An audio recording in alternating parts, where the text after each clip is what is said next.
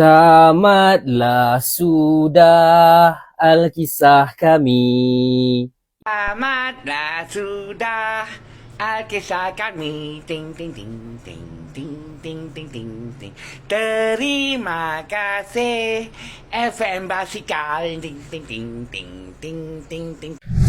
Ada yang menyampaikan kekecewaannya dengan menyanyikan lagu seperti tadi, teman-teman. By the way, lagu tadi lagu animasi Upin Ipin ya. Tamatlah sudah Alkisah kami, ya kira-kira seperti itulah. Ya, buntut dari gagalnya timnas Malaysia ke Piala Asia, banyak sekali kreator-kreator Malaysia yang mengungkapkan kekecewaannya dengan berbagai macam gaya dan juga kalimatnya, teman-teman. Kalau Pak Ci tadi dan juga abang-abang yang berkacamata tadi, ia lebih memilih untuk menyanyikan lagu animasi Upin Ipin. Tapi ada juga loh seorang kreator Malaysia yang menyampaikan kekecewaannya sampai bilang begini, ayo kita pindah ke golf aja. Bahkan ya sampai mengganti baju jersey jersey timnas Malaysia ke jersey timnas Indonesia yang berlogo Garuda, teman-teman. Kita simak langsung videonya.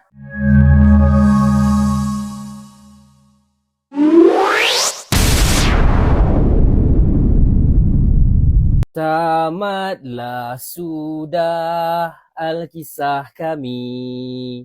Impian Malaysia nak membantai Vietnam terkubur. Sebaliknya, Malaysia yang kena titik. Kena titik sampai 3-1. Yang kelakarnya, kena pula dengan tarikh semalam, 31 hari bulan. Tak tahulah ada teori konspirasi ke apa.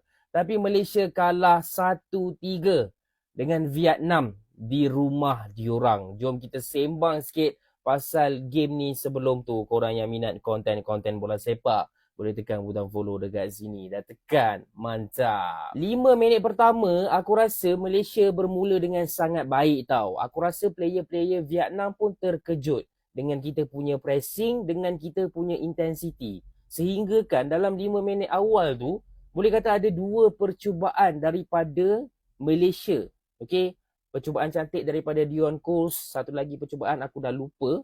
Tapi tiba-tiba kita bagi chip corner yang aku rasa tak patut pun. Aku tak dapat nak tengok balik full game sebab dekat highlight tak nampak corner tu datang macam mana. Tapi seingat aku, yang aku tengok semalam, itu adalah corner yang tak sepatutnya. Okay, dan Vietnam skor daripada corner tersebut. Macam mana boleh ada 3 baju kuning lawan dengan 2 baju merah tengah-tengah tu, tapi yang baju merah juga boleh dapat clean header masuk ke dalam gawang. So Vietnam leading 1-0 dekat half time. Second half, Vietnam semakin mengganas. Tambah lagi 2 gol menerusi berada ni. Sekali lagi kesilapan midfield dan juga pertahanan yang sangatlah lemah, sangatlah barai, sangatlah mudah. Okay, another clean header. Aku tak tahulah. Kalau dalam kotak penalti dapat cross tinggi, tandukan, player Vietnam memang boleh score. Player Malaysia memang tak boleh defend dengan baik tau. Nak cakap pasal gameplay, untuk Malaysia, first half tu sebenarnya agak bertali arus juga sebenarnya. Dia macam rancak lah first half tu kan. Ada part yang Vietnam serang, ada part yang Malaysia serang. Even Faisal Halim dapat satu percubaan dekat first half, okay, yang mana dia cuba untuk chip bola tersebut tapi tak masuk ke dalam gawang. Even dalam second half pun dia dapat attempt juga. Aku rasa sangat-sangat sayang lah Faisal Halim tak dapat nak score malam tadi. Sebab dia main sangat baik, okay. Dia bawa bola seorang-seorang je dia dekat depan tu nak buat semua benda. Tapi dia tak cukup klinikal lah dalam game malam tadi. So brother ni mesti happy lah. Sebab apa? Waktu Vietnam kena bantai dulu, dia yang post kat story pasal tarikh ni, kira dia nak revenge balik dah. Dan dia dapat lah revenge tu.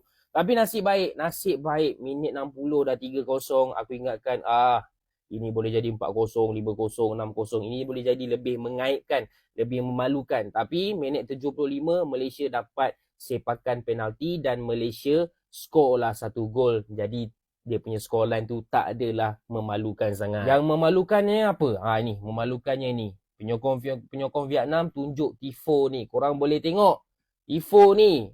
Mana maruah kita, Mat? Kita diperlekehkan.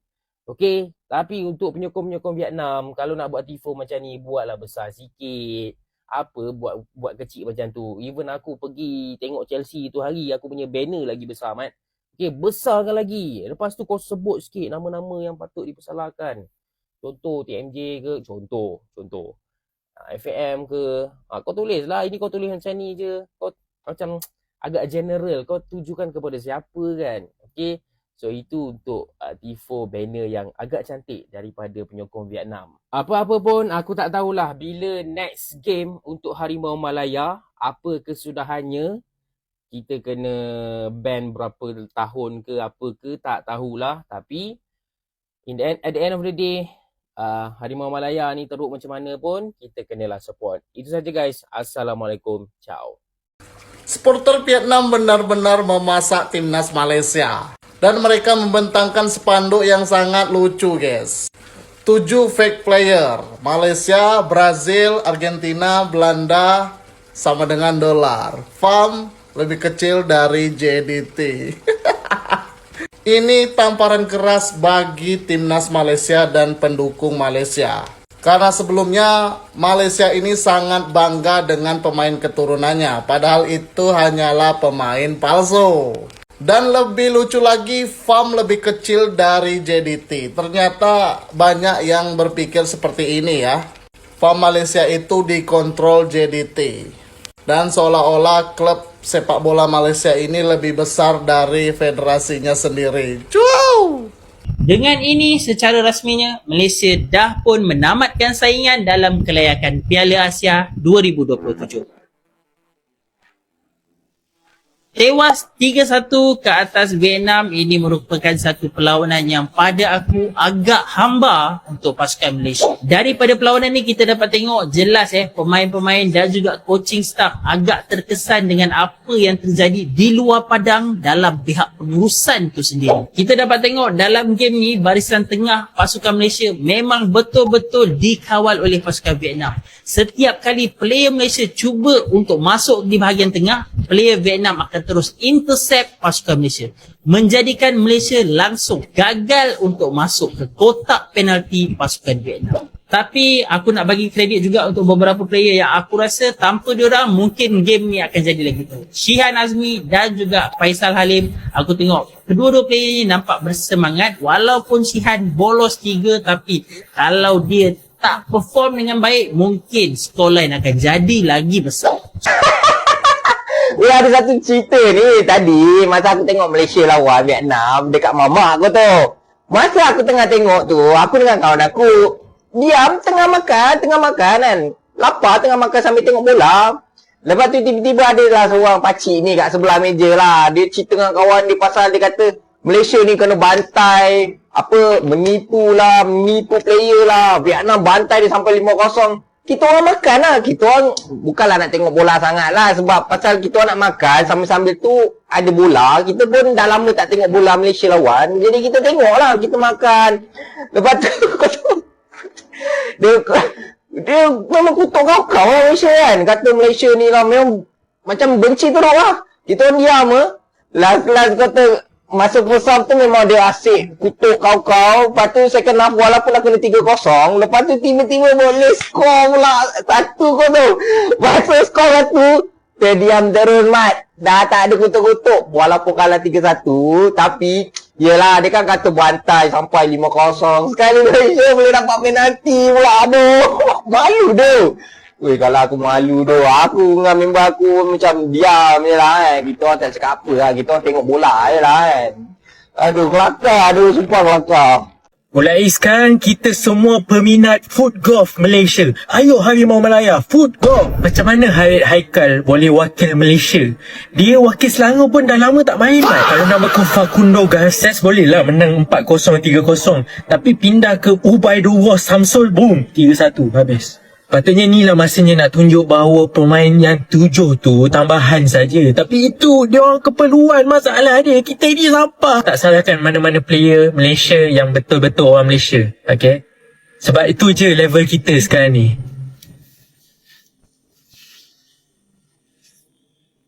Oh.